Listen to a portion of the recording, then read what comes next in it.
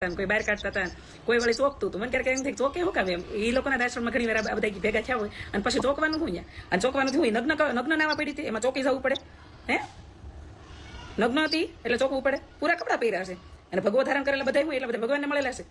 હાલ એવું મેળાશો. હાલ ઘણી બધી બહેનો છે ક્યાંક ને ક્યાંક કીર્તિ પટેલના સપોર્ટની અંદર આવી છે. મેદાનની અંદર શું સૌથી મોટા સમાચાર મળી રહ્યા છે. તમે બધા લોકો જાણતા હશો કે મુરગી કુંડની અંદર સ્નાન કર્યા બાદ કીર્તિ પટેલ હાલ ચર્ચામાં છે.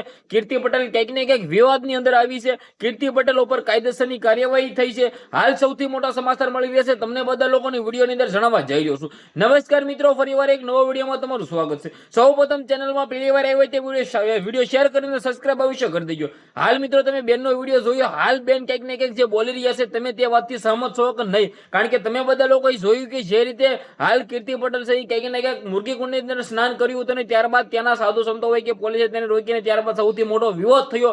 ઘણા બધા લોકો એમ કહી રહ્યા છે કે કીર્તિબેન પટેલ હાચી છે, તો ઘણા બધા લોકો એમ કહી રહ્યા છે કે કીર્તિ પટેલે સ્નાન નતું કરવું. હાલ તમને શું લાગી રહ્યું છે? આ બેનનો વિડીયો સોશિયલ મીડિયાની અંદર વાયરલ થયો છે. બેન ખૂબ જ સારી એવું નામ છે ગુજરાતની અંદર. બેનને ઘણા બધા લોકો ઓળખે છે. હું પણ બેનને દિલથી ફોલો કરું છું ને ક્યાંક ને ક્યાંક સારા એવા ક્યાંક ને ક્યાંક વિડીયો બનાવે છે. પરંતુ જે રીતે કીર્તિબેન પટેલ માટે શું કહ્યું તમે બધા લોકોએ જોયું કે આ બેનની વાતથી તમે સહમત છો કે નહીં? તમારી શું રાય છે કમેન્ટની અંદર અવશ્ય જણાવી દેજો. વિડીયોને બંને એટલો શેર કરી દેજો. બાકી તમે બધા લોકો જાણતા છો કે જે રીતે હાલ કીર્તિ પટેલ સરસામાં આવી છે, શા માટે સરસામાં આવી છે તમે બધા લોકોએ જોયું. મેં પણ જોયું કે જે રીતે 14 તારીખના રોજ રાત્રે મુરગી કુંડની અંદર સ્નાન કરવા ગઈ હતી. ત્યારબાદ લોકોએ રોકી, ક્યાંક ને ક્યાંક લોકોએ તેને, પરંતુ પોલીસે રોકીને ત્યારબાદ નાકા સાધુ શોકી ગયા, સાધુ સંતો શોકી ગયા કે કીર્તિ પટેલ નાહવા પડી. હવે મિત્રો આ બેનનું એવું કેવું છે કે શું કીર્તિ પટેલ નગ્ન અવસ્થાની અંદર નાહવા પડી હતી? બિલકુલ નહીં ભાઈઓ. કીર્તિ પટેલ સાધુ સંતોના કપડા પહેર્યા હતા. એટલે કે આ બેને એવું પણ કહ્યું છે કે ભગવાનજીને કપડા પહેર્યા. તો શું બધા સાધુ સંતો એ ઓરિજિનલ એટલે કે ભગવાનને મળી લીધા છે? બિલકુલ એવું નથી. હાલ તમારા બધા લોકોનું આના વિશે શું કહેશે? વિડીયો શેર કરી, ફોલો કરો, સબસ્ક્રાઇબ અવશ્ય કરી દેજો, જેથી હું તમારા સમક્ષ વિડીયો લાવતો. આજના વિડીયોમાં આટલી જ માહિતી. આપણે એક નવા વિડીયો મળી.